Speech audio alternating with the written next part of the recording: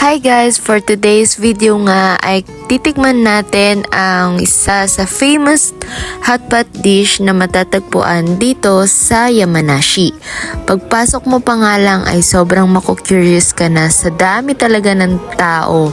Sobrang tagal namin nag-intay dito guys. So almost 1 hour kami bago kami nakakain, pero sobrang worth it naman dahil ibang-iba talaga yung lasa niya compare sa ibang hotpot na natikman ko dito sa Japan. Ayan nga sobrang laki talaga ng servings nila at sobrang mabubusog ka talaga.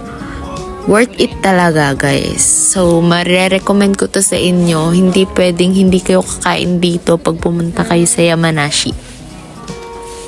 Ayan, kain na tayo. So, tignan nyo na lang yung comment section para dun sa location ng restaurant na ito. Diyan bye-bye!